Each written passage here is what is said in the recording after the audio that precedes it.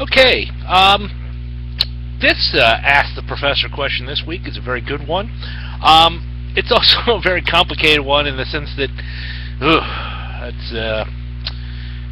it's one of those questions that I can tell you when I was going to graduate school, I would take the train from Pittsburgh all the way out to Spokane, Washington. And so it would be a couple days, and you get to know people, and people would find out I was an economics grad student, and they'd always ask me the question, well, first, about the stock market, and then secondly, how's the economy going to be next? Is the economy going to be good next year or bad? And I always had the same answer. Well, that depends on who you are. And the question that I've been asked is, if the economy is improving like it's supposed to be doing right now, and why is it seemingly so little change, or even a negative still, for the quote-unquote average American? Now, the problem with the average American is that they are a statistical invention. There is no such person, so to speak. So the real question, I guess you could say, is what's going on with the middle class, or what's going on with the people, in the I guess the middle thirds of income brackets might be the best way to put things. Okay.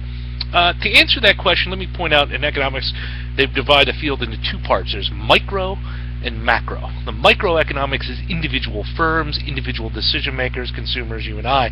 Macro is the big picture, everybody together. So, to give you an example of what we mean, economists would tell you the recession ended in 2009 in terms of the U.S. economy as a whole. The reason being is a recession measures when the economy, GDP, is shrinking. Once it's no longer shrinking, as far as the economist is concerned, the recession is over. Now, that doesn't mean you're now back to where you were. It just means you're no longer going down. I sort of tell people it's like the old World War II movies where the submarine gets hit and it's sinking and sinking and it comes and rests on the edge of the ocean floor. Well, it's no longer going any deeper, but you're hardly out of trouble. So, that's just the way those terminology. So the economy has started to rebound since the GDP has been positive. Real GDP growth has been positive.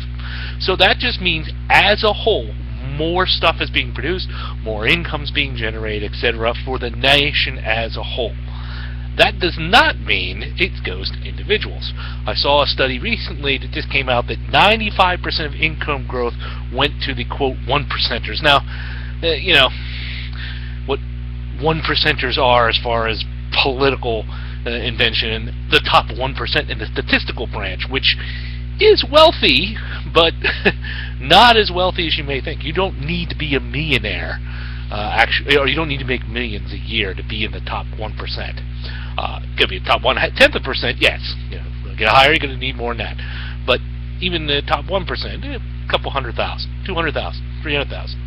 So anybody, got a doctor, lawyer, professional kind of thing, or maybe a family with two good incomes, could fall into that kind of thing.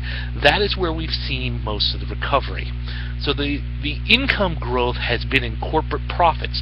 The share of profits going to labor has shrunk, and since the quote-unquote average American depends mostly on labor income instead of capital income, all this extra income that's being generated is going to those who have capital income instead of labor.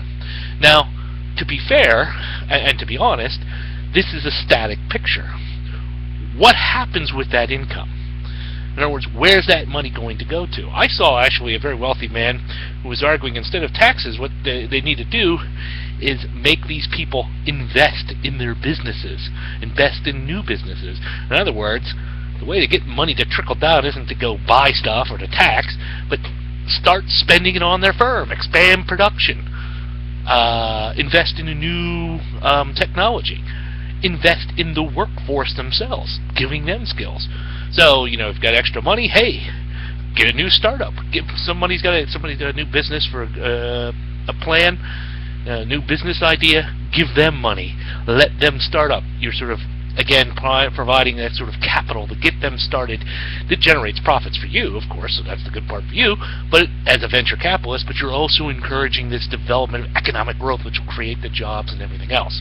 Now, how much of this happens, how much is going on, who gets the fairness, is really starts to get out further and further from what I want to do, which is to stick to true, exacting economic theory and worry about opinion some other time. Important opinions, nonetheless, but nonetheless opinion.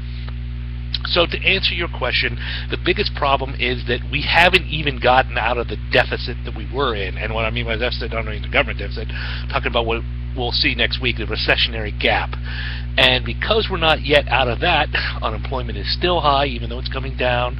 Incomes are still trying to recover.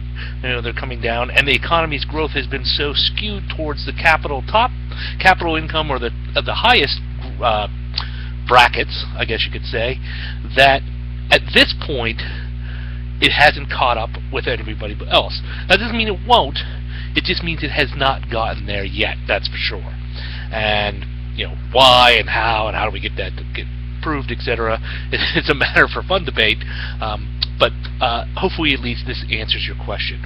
So I guess you would say that the recovery has been incomplete because it's so slow, so half-hearted, so to speak, in terms of what's been done, that it could be a while until we see real incomes even return to what they were for the average person, somebody in the the 40 to 60% bracket. I would imagine could be another 2 years or 3 even. And some people are saying it may never come back. And they may be right. That's the fun part of prediction, I guess, or I don't know if that's fun, but the difficult challenge, but the rewarding challenge to try and see ahead. But certainly it could take a while until the economy recovers even back to the same level of real GDP that we had in 2006, 5, 7, then it's very unlikely that the average person can expect to see much improvement. Okay, not to depress you. Hopefully the good news is for people your age, college kids, is that the job market that's been so bad, etc., is showing signs of improvement. And indeed for firms, as they get back to hiring, you people are going to be the ones that they're most interested in trying to hire, rather than somebody who's been in the job market for 20, 25 years already. Okay? All right. I'll get on to the next question. Thank you.